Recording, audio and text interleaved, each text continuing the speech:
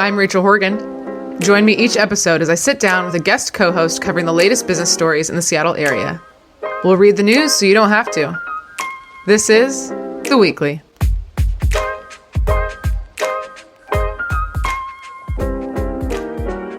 Okay, welcome back, everybody. When I recorded the last episode, I hadn't done 4th of July yet, but I have now. And it was really fun. I was in charge of the main stage. As a reminder, Seafair puts it on. And I thought the acts did a great job. The DJ did a good job. One thing I'm not used to, though, I'm used to corporate events where we send out our feedback surveys and you hear their opinions, whatever. But this is a very public event. And so I went on Instagram and some TV channel posted about it. And the comments were like, that doesn't look like 25,000. It looks like 600 people. I'm like, well, we counted. And then it was like, how could you close off a park? It's a public park. I'm like, well, we permit it and there's gates. So there's all these things that I'm like, oh, I'm not used to the general public, for better or for worse, having an opinion on an event that I'm a part of. But anyway, speaking of things people have a lot of opinions on, we're going to talk about restaurants today because I'm sitting with Chad Mackay, CEO of Fire and Vine Hospitality. Hi, Chad. Hello, how are you doing? I'm doing well. And I want to say we're sitting here at Aqua by El Gaucho, which is down on around Pier 70. It's on Pier 70, the 50-yard line of Seattle, as we say. Oh, I've not heard that. I like that. Yeah, and we're looking out on the beautiful water. It's just a great setting. So I'm excited for our discussion. A little bit about you. Way back in the day, your father had El Gaucho, the restaurant, and you took over and you got into this position of leadership in about 2013 and since turned it into this Fire and Vine Hospitality, which owns locations through Seattle, Bellevue, Tacoma, Portland, Vancouver, Walla Walla, and soon to be Idaho. So you've made a huge group of these restaurants. They also run Heirloom, if you guys have heard of that, and then Aqua, like I mentioned, that we're here.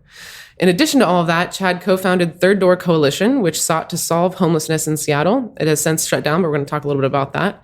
And he's the founder and CEO of Brigado, kind of a tech hospitality consulting. Again, we'll get more into that.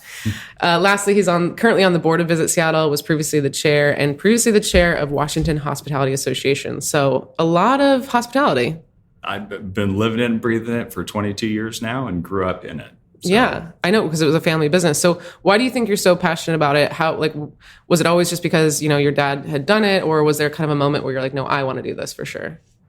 I grew up doing it, but my dad always talked about the hospitality business being this professional business, and there's magic and wonder around it.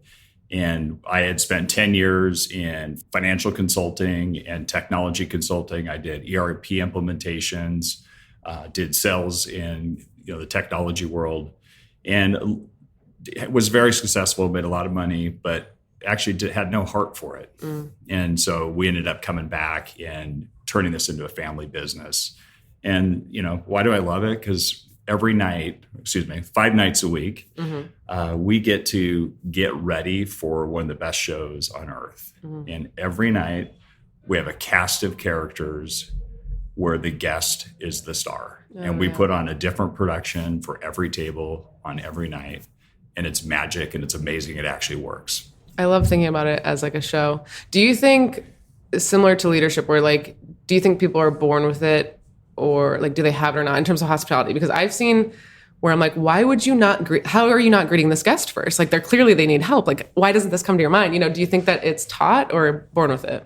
I think there's a heart of hospitality that people start with, and then it's how do they get developed and get that cultivated to come out. Yeah. I think everybody has a role to play, and hospitality is not for everybody. Yeah. It's a very difficult, if you're a server, it is emotionally draining. It's very engaging. And you also have to play, psychology between a couple that's fighting, or you've got a business meeting where the thing's falling apart or they're about to celebrate. And you're, guessing every time, how do I take care of this? How do I approach it? So it's part psychologist, part marriage counselor, totally, part hustle and memorizing and figuring out all those things. So 100%. Yeah, it's a tough job. Yeah, it's not for the weak of heart. Absolutely. While we go through this, I do feel like it's important to mention that my very first job in high school was Ron's Island Grill. So it was a half service. You'd order at the counter. Yep. Worked there for a long time, and during college on my breaks, I'd work there. I also, at the same time, worked at a bagel shop. So again, kind of half service. And then recently picked up shift as a server at a restaurant here in Seattle. So just everybody should work in the restaurant business, yeah, at least at some point, just so they have a greater empathy for those that do. Definitely. Could not agree more.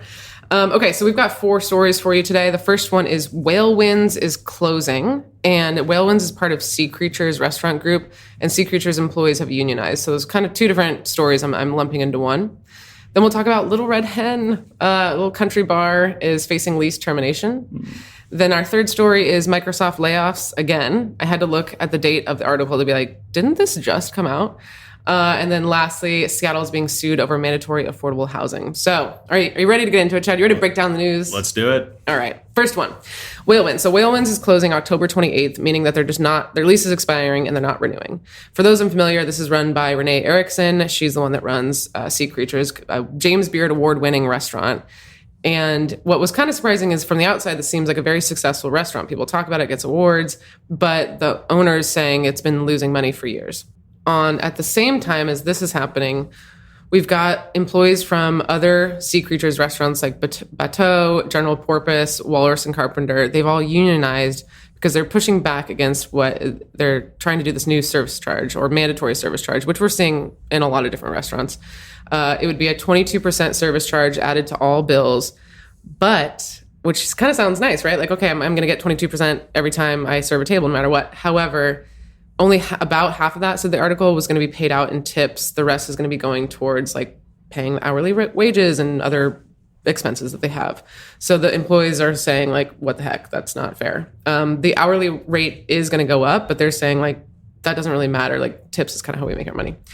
So we had a huge talk with Elena Morris at Ascend about, I want to not say new minimum wage law, but the minimum wage is coming into play in January that they said they were going to change for small businesses. And Chad, you have a kind of a unique model that you're way ahead of the game. So talk to us about how you do service charge and maybe your opinion on Renee Erickson's restaurants.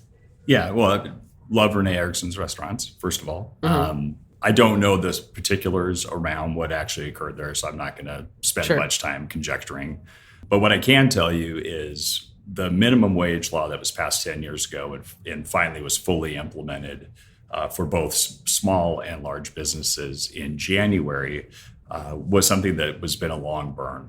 The December to January switch for small restaurants, it jumped from $17.50 to $20.76 or it's about like 17 to about 20. Yeah, it was $3.50 increase in one fell swoop. That has never been recorded in the history of the United States. We are in territory that is unknown. There's no economics that have been studying. They've done 50 cents, they've done $1, but $3.50 is a big deal. Lot. When this all passed, we actually projected forward and realized that it would basically wipe out the profitability of our Seattle restaurants if we just stayed kind of doing what we were doing. And so we really engaged in a discovery of what are the pathways that we could do. I think the important thing that we did is we sat down with a handful of key servers and laid out the problem. And, most of them were long-term professionals. They liked their career. They liked this industry, and they happened to like working with us. And we worked with them for about 3 months. We did roundtables. We came up with ideas, and we came up with a service charge and commission model where they earn part of their earnings as commissions, and they also get any additional tips that were left. So it's a very different model. They're guaranteed those commissions, unlike a tip. And so it was a completely different approach. We tested it in 2 of our restaurants, in Seattle. After 3 months of discussions, 3 months of showing models of what we think it would look like compared to what it did look like before. And then every day, every week, once we did do it, we actually compared that back. So we shared that real-time data. We said, if we messed it up, we'll fix it, right? So we built up a lot of credibility for that. And then by the time we went to roll it to the entire company, which was November of later in that year, everybody already knew. Yeah. Because we picked the most vocal servers. We picked the people that would tell everybody, and they weren't afraid of us. They're like, that's bullshit. Or, like when we did actually convert over, I think we had 124 servers. We lost not a single one. Wow. And I think there's a lesson that we could look back at Danny Meyer, because he did a very similar thing that I don't know exactly what Renee Erickson did, but where they basically were trying to balance the front of the house and back of the house. And they were trying to take more away from the servers to give to the back to try to figure out how to make their P&L work. Yeah. And at the end of the day, that doesn't work. You're just building up resentment. You're building up issues. We've never tipped out the back of our house. We've always paid them great wages. They get straight wages. They get overtime on those wages. They get paid sick time on those wages. So it's better for the kitchen to be on. Well, you said the servers are getting commission, but in my experience, getting commission, those are taxed a lot higher than, like, a bonus is taxed a lot higher. Is that coming to play? Nope. Okay. Nope. Same exact income. Yeah. Whether it's a tipped income, commission income. The difference is, like in Seattle, your commission earnings, if you get sick, we actually pay you your average commission earnings. So instead of like, you only get minimum wage, no, you get like $65 an hour.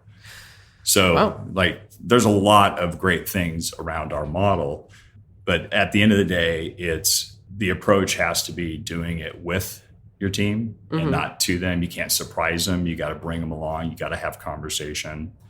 And I think that I don't know anything about the union and what formed there. But what I do know is people need a voice. And so you can either give it to them or somebody else will.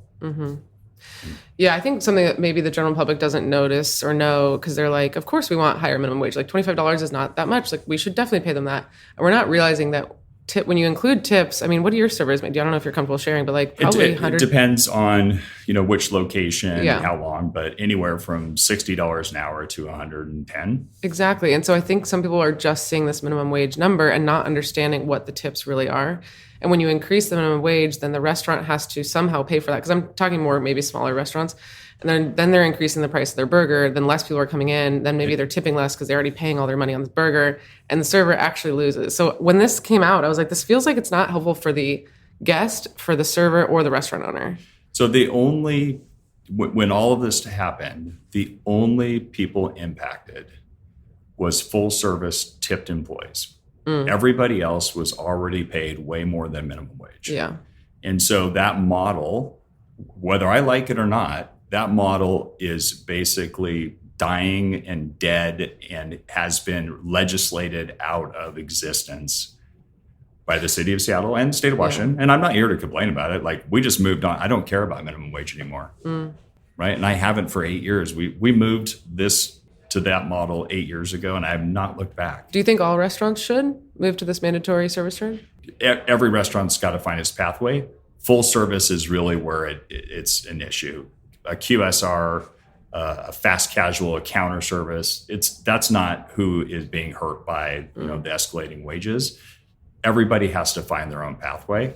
We just happened to choose a pathway that matched our culture and that allowed me to retain my service staff, make great money, and I was not willing to try to balance our P&L off of their tips. Yeah. So we just changed the name of the game. Yeah. And here you are. Yeah. So you mentioned something about like specifically doing work in Seattle, and now you've got this new place opening up in Boise, Idaho. Can you talk to me about the differences between working with those different cities, different regulations, laws? What are you experiencing? I mean, overall, just the general business environment is like, they want you there. They're excited to have you. Permitting, we're right in the middle of permits, but I think we'll be maybe 6 weeks on a TI permit, 8 weeks on a TI permit. I have a permit that I've got here at Aqua to build some more permanent outdoor structures. Gone through shoreline management, gone through all this stuff. I'm still waiting for the actual building permit. I've heard this is taking a while. And we're trying to get this for FIFA so we can capture some business. And I mean, we're 8 months in? Wow. And I still don't have a permit. And so, and just because dealing with the city and because you're on the pier, that kind of thing, or what? We don't know. I don't know. That's so frustrating. Right? Like, it's just one of those things. So there appears to be, Idaho just tends to be business friendly, employer friendly, and frankly, a nice place to be. Yeah. Yeah, I've been out there for a festival. It is nice out there. Yeah, it's been wonderful. My son goes to Boise State there as cool. well. We bought a little townhouse, and even the garbage workers are like so nice. It's just, it's nice. Vibe over there. Yeah. I have one more question on this before we move on. And this is a huge discussion. I think I want this to be kind of a starting point for a lot of people to start talking about the restaurant industry and service charge and things like that. But one thing is I'm kind of hearing, I don't know if this is just people saying the sky is falling, but I'm hearing people saying we're going to expect a record number of restaurant closures this year, maybe in part to do with this minimum wage coming into effect, maybe some other reasons. Do you agree with that? Do you think we're going to start seeing that from your experience? So I think one of the things and people need to understand is restaurants, we typically have long leases. So you may have a 10-year, a 15-year, maybe 20-year lease. You probably have some personal guarantees. You've got a lot tied up. So restaurants don't die easily. They die over a long time. And so when you have a foundation that's crumbling and continues to crumble, eventually it does. And so I'm not a sky is falling, but I do believe there's been enough things that have been accumulating, and taxes, property taxes, the B&O tax. I know they're talking about trying to change it, but for a lot of restaurants, they're over that amount. It actually is going to increase ours. That those foundations they're not actually safe. And so if you're a full service restaurant in Seattle, even in Washington, it's shaky and we could see some crumbles. So it's heartbreaking because when a restaurant closes, it means there was years of suffering. Struggle. Yeah. I know Elena on her episode, something that stuck out to me was she said Seattle's really expensive and it's hard to live, but that's not, please don't make that my problem. It's not my problem as a restaurant to solve how expensive it is to live here. There's government needs to be involved in a lot of other things. So. And just one final note. Yeah, no, please. We are the most expensive restaurant city in the country now. Our policies have driven our city, our restaurants to be the most expensive in the country. It's cheaper to eat in New York. It's cheaper to operate a restaurant in New York City. That's so disappointing. When you see the price of breakfast, when you see the price of the burger and service, just know that that's part of this whole system here. So, what needs to change? A lot. Do we want to be an affordable place to be, or do we want to be a place that people feel like they're making it affordable and they're actually making it tougher to be here? So it pushes people out. So I'm sure we're going to touch base on that, on the mandatory affordable housing. Yes, we're going to talk about affordable housing. But I was going to say, speaking of affordable restaurants and bars and things, Little Red Hen is our next story. So Little Red Hen is this cute little country dive bar in Green Lake behind what used to be Shelter. It's now Wooden City Tavern, but I still think of it as Shelter. It's right behind there. And it's a 92-year-old country bar. We're both smiling because we've both been there. We both had a fun time. It's one of those places where an old 90-year-old man will be like, you want a two-step, sweetheart? And it's just so cute. And last time I remember, the beers were super cheap. It's just a classic dive bar. But the story that came out is that the landlord issued a notice to terminate by July 31st, that they're going to terminate the lease. And part of this whole discussion is that Wooden City Tavern agreed to pay the majority of the trash collection fees in exchange to be able to use Little Red Hen's dumpster. And so this is kind of a good partnership because Little Red Hen couldn't afford all of it and whatever. And we're talking to the tune of $40,000 a year in trash collection fees, which you probably know about. But now Wooden City Tavern is doing their own thing and Little Red Hen is supposed to do their own thing. And that's kind of the gist that I got from the article. Do you have initial thoughts on this? When I was reading it, I'm like, okay, there's clearly a lot going on. There's some animosity. There's, a relatively new landlord. There's somebody who's been there a long time. It's tough because in one sense, you have landlords that expect growth, right? Because they paid money for something. And on the other hand, just what we were talking about, restaurants and bars and they're seeing growth too, but it's not growth in revenue. It's growth in expenses.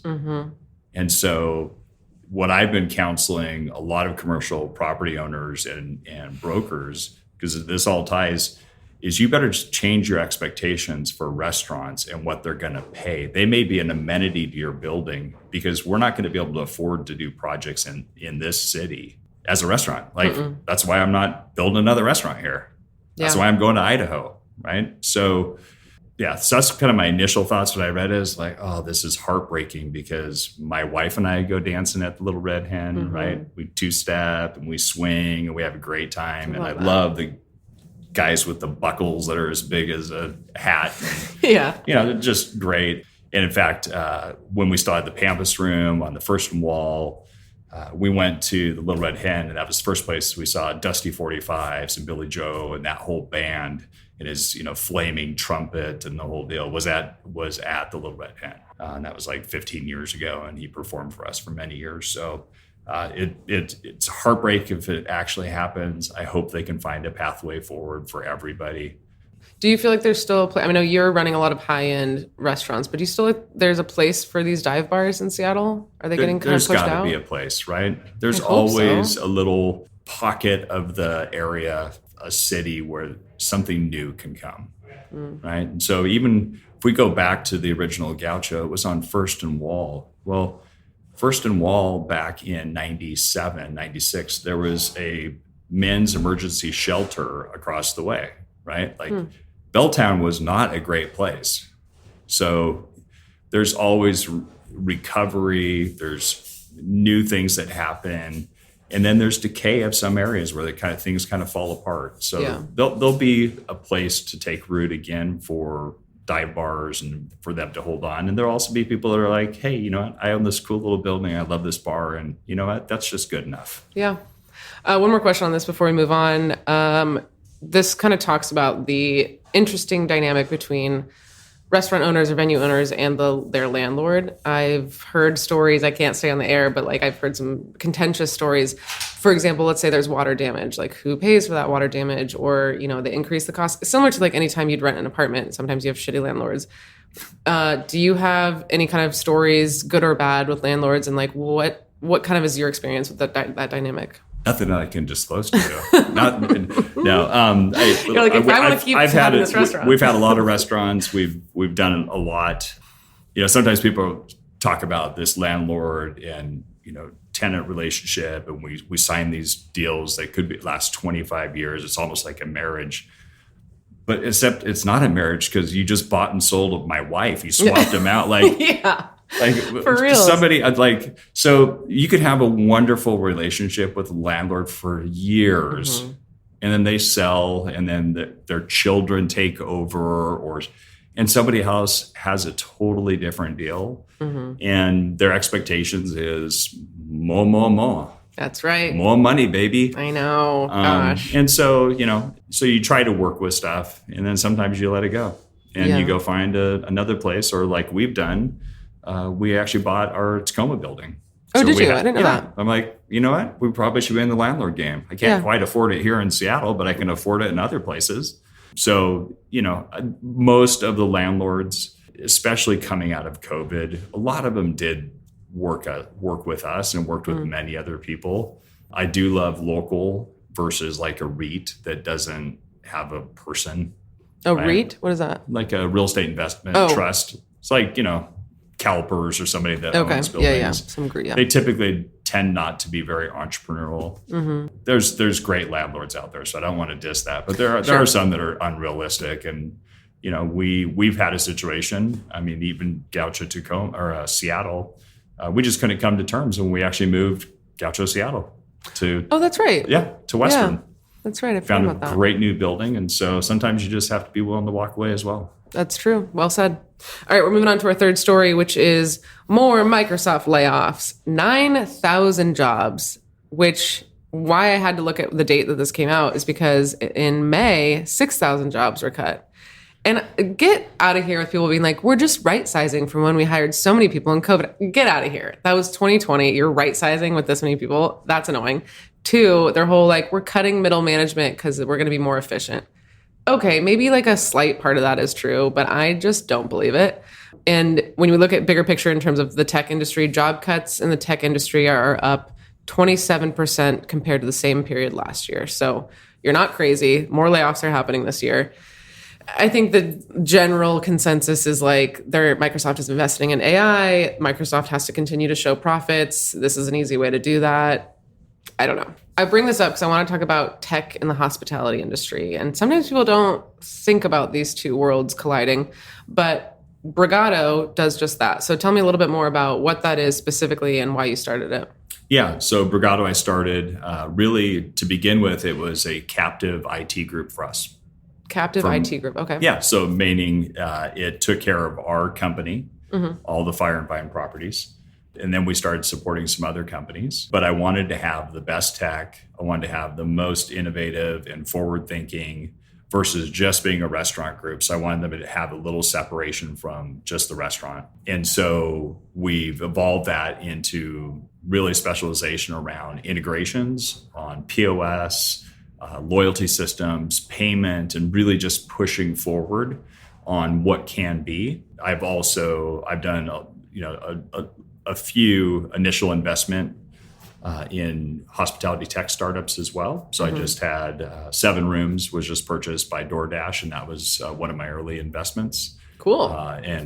So I've kept that passion for the technical, right? The integration of those things. I just didn't like the sales in the old days of the consulting. I like to own it and do it and have responsibility for it. So that's really where Brigado is. It's kind of a little bit of a tech playground for hospitality that I share with others. Yeah, it's funny how things have changed. So when I was working at the Hawaiian place, we had small, small, regular, and tsunami sized. Mind you, this is in Eugene, Oregon. We're not in Hawaii, okay? But we would write down their order, which was like a number 1, a number 2, number 3. They would 10 items on the menu. And it was a 1A if it was a small, 1B if it was a medium, 1C if it was a tsunami. We'd write it on the box and then give it to the person in the back to make it. And they'd be like, we got 1C up, And it's crazy to think like now what you were just talking about, I think people maybe don't realize is like not only the ordering on the handheld, what is that, Toast? I don't know if you're using Toast. We use Symphony, but okay. Yeah. But the reservation system, you said there's a loyalty program. The point of sales are how you're taking the, payments. Is there anything else I'm not thinking of in terms of like tech in a restaurant? We have catering software. Right. If there's the floor plans. online ordering and delivery. And so yes, I get with that. Yeah. Yeah, there's a lot. There's a lot out there, and it's just gotten more and more. Yeah, no. And they all have to like try to talk to each other because you want the reservation to talk to the ordering because I think at camp it was kind of 2 separate things. But okay, so on LinkedIn you quote declared war against credit card fees. Speaking of kind of the tech world of this, tell me more about why we're declaring war and how has it gotten so out of control? So, 20 years ago, credit card fees were maybe 1.5% of your revenue, right? Okay. So the swipe fee, the interchange fee, the charge for Visa, MasterCard, Amex.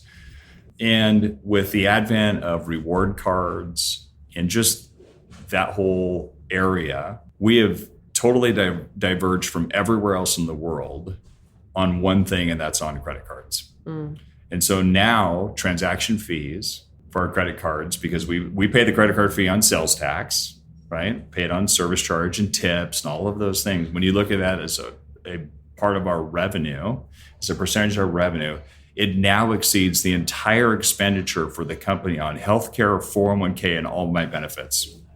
That is, my God. Oh yeah. When I told some of the our politicians in DC, it actually kind of floored them that there's nothing else that's electronically transacted that has increased in costs like this one thing. Mm-hmm. Well, and I know when I pay for events, it's a 3% charge on credit card additional that I would have to pay, but you don't pass that along to like your everyday person, right? Like we have not. Yeah. And so, we're looking at how do we change those things? Do we add some of those fees on maybe for the large corporate events where they're paying by Amex and, it cost me $5,000 because they did a big event. So that's just part of it, right? And part of it is from a financial fintech world, why are our financial transactions costing so much? Right? I don't know. So I was down in Stripe with my CIO. We went down for their big conference. And I just saw the totally different world. I'm like, we're going to get to frictionless payments. We are going to get to a totally different way to disintermediate these giant mainframe banking systems with completely new technology Really? that can slash our costs. We get paid sometimes. We have a foreign client that wants to do a big event. Okay. And so they need to wire money to us. Mm-hmm. Try wiring international, right? All the fees, foreign transactions versus let's just do a stable dollar transaction with almost no transaction fees or no transaction fees. Through Stripe or through like one of those? Through Stripe, through a number of different exchanges. So we're driving for it on that. And so that's part of the credit card fees. What has happened in the restaurant industry specifically is there are many platforms that have now given the POS away. So like Toast and these other ones, and they've wrapped credit cards across all of that. Tell me more. So they're basically, instead of charging you how much it costs to do the software, those credit card fees just keep going up. If you want to keep using Toast, you're trapped in this single platform with something that is just going to keep going up. And what we're trying to do is go, you know what, we're going to decouple, have total transparency, offer other ways for clients to pay, give them a discount perhaps, or, tack on a fee and see if we can bend that curve. Because frankly, and it was really the Restaurant Association implored us to find something interesting to talk about for credit card fees. And that was when I looked at that on my P&L and I'm like, well, look at this. I'm like, I never compared those things ever before. And it was actually quite disgusting. Yeah. And I was like, okay, we need to do something.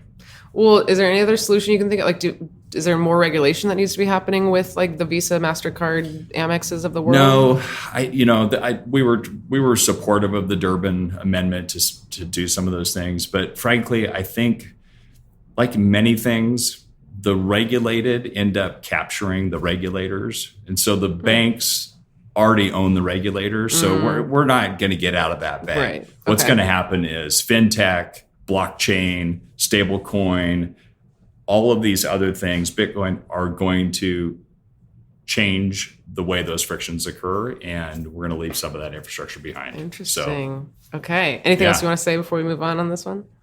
No, I think I've made myself clear. Yeah. No, I think that's a really interesting. And I do love my Alaska Airlines card, but when you start asking, hey, would I take a 3% or 4% discount? Yes, I will. Right. Yeah.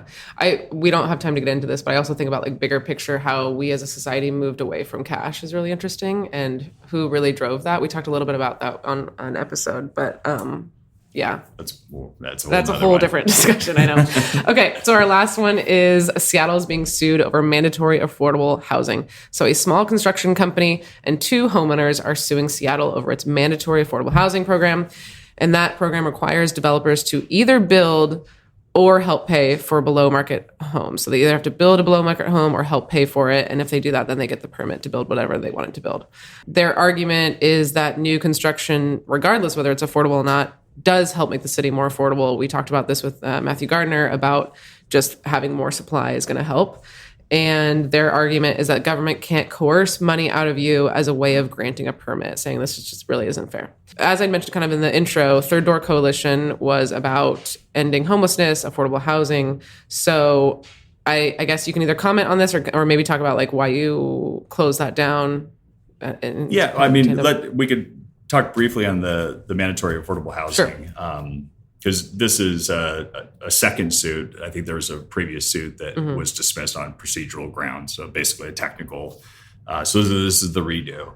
And so this is really, hey, if you're building stuff, can we force you to pay more money to build other stuff, or you're going to subsidize, or you're going to make your other piece cheaper? And, last year's Supreme Court case, the Sheets, was a unanimous court case and found that you probably can't. You can't extract a value to get a permit that wasn't directly related. And so, we need to build lots of housing in Seattle, in the county. And part of that is we've got to make it faster, cheaper, right? And have less mandates on things. And so we can end up like San Francisco, where you just don't build anything. Right? Like that's not a good pathway.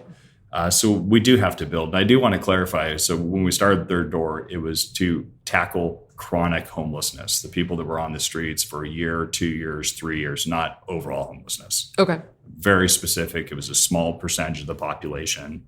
It was about 20% of that homeless population was that piece. And part of that was getting housing built, getting supportive housing, getting people in rehab, getting them on a road to recovery. So that's how I learned about the affordable housing market, which had a lot of issues around that. Lots of regulations, lots of red tape and consulting reports and other things. So the affordable housing is an oxymoron because it's actually really expensive housing that's subsidized to make it affordable. Interesting. Regular market rate housing could be developed so much cheaper. So you're saying like go upstream a little bit and fix the problem of how expensive it is to build rather than build an expensive thing and discount it. Yeah. So, they took a step to go, hey, let's set aside design review for affordable housing projects, right? Because design review can tie up a project from a year to 3 years, right? Long time. And by the way, I don't know anybody on the design review project. It's not like they're making beautiful things. Yeah. Right? It hasn't done anything for the city. So instead of removing design review for affordable housing for just a few year period, remove design review completely from the books. Yeah, Upzone. One idea. Upscale zoning, right? Upscale zoning, allow more stuff to be built everywhere, not just in one neighborhood or just one thing. And the other is time to permit. So, even 5 years ago was expensive, but interest rates for a developer have gone from 5 to 6% to 10, 12%, depending on how well capitalized you are. So now that time to cost to hold money for buying the thing, doing the permitting, doing the drawings, doing the design review, all of that money goes into the equation of what can they sell for. Right. Yeah. What can they rent for? Yeah. They're putting so much time and money into this. They have to. And with interest rates now. So, right. Yeah. So I don't like the grand bargain. And the reason is most of the small developers, most of them probably got left out when there's a lot of regulations, a lot of rules. The big thrive because they've got the army of land use attorneys and environmental, engineers. So I say free the housing, free it up. It sounds like one of those things that had like good intentions, but doesn't fully think about the ramifications of such a this affordable housing requirement type. It'd be like saying, hey, let's produce these eggs and, we're going to make all these things around them, but they cost so much. So we're going to then make somebody else buy them down so that they're half the price. But then the other people that have to buy the eggs at full price, they're actually even more than they were before. Like you don't build affordable housing by making everything more expensive. So yes, quote of the episode. Okay, slightly shifting over a little bit. I know you talked about homelessness, and it does sort of relate to affordable housing. But talk to me about why you shut it down and kind of your experience at Third Door. Like what was that like, and why did you end up shutting it down? I think we ran into kind of a natural place where we got some stuff changed in the city, some ordinances, we got some parking requirements, just some other things when you were building permanent supportive housing to make that easier and cost less. So that actually was great. That's good. I think where we got to is we have a totally different problem. We have a metastasized problem with fentanyl now. We have a drug crisis, and I know people don't want to talk about that as in leaving people on the streets the way we have is inhumane. And it's also, they've lost all agency. When you are addicted and you're doing trank and you no longer have agency of making decisions. And even my ex-partner in that admitted that there was a time where involuntary commitment, some type of you got to get people off. Yeah, forcing them to rehab or something. Yeah. And we're not investing in the infrastructure to do that. And so, the only reason we still have a problem is because of Narcan keeps them alive. And it is terrible. It is. It sounds like kind of what you're saying is like the problem that you are tackling shifted, and you aren't a drug company or like a rehab company. Like you need completely different resources to handle something like this. Yeah. And I don't think the state is Doing there. it. And Yeah. I don't think they have the will to do it. Yeah. So it's sad, and I hope it gets better. I do too. Is there any good? Let's end on a high note. Any good story from some of the work that you did, or any something you learned from that experience in a positive way? Yeah, no, I think supportive housing developers, the fact that we got some regulatory relief done that they'd been screaming for. I mean, they were asking for 15 years. That was a great accomplishment. That's a win. I think the first time walked in with Sarah down with Frank Chop, so this is when Frank Chop was still around, that business actually walked in with the homeless advocates that, we were not necessarily on the same page on a lot of things. I think that kind of woke up some funding and other things. So, I think there was a good highlight of the fact that you do need supportive housing. The supportive housing to me, and people disagree, supportive housing is you get them off the street and you get them cleaned up. It's not, I can go do whatever I want in that house, just like any other private entity person. I just want them off the street, get them cleaned up. Yeah. That, there are some positive elements out of that. Yeah, absolutely. It's a huge issue, as we all know. All right, Chad, we're going to close out the episode with my question is, what do you do to get motivated when you don't feel like doing anything? Give our listeners some advice if they're laying on the couch listening right now. I was thinking about that one because, there's like the self-motivation of like wake up at 5 and go for a run. Right. So there's that piece. But the real one is when when stuff is really tough. And I remember going through the 2008 cycle and our sales had fallen 40%. We had we defaulted, or they called our bank note. Like there's just all this stuff happening. And my wife was like, how do you get up every day? I said, I got no other choice. I said, we can start over, but my dad can't. And I would say that today. We've got about 450 employees. And on that, probably have another 250, 300 of their family.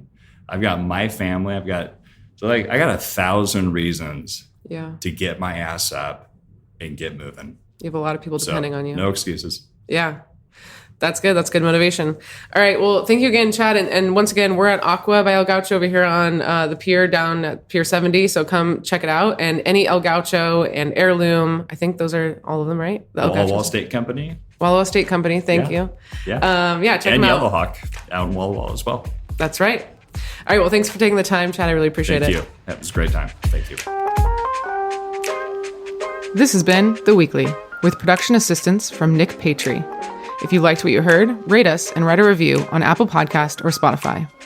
We love listener feedback, so if you have any story suggestions, comments, or complaints, email us at info@theweeklyseattle.com.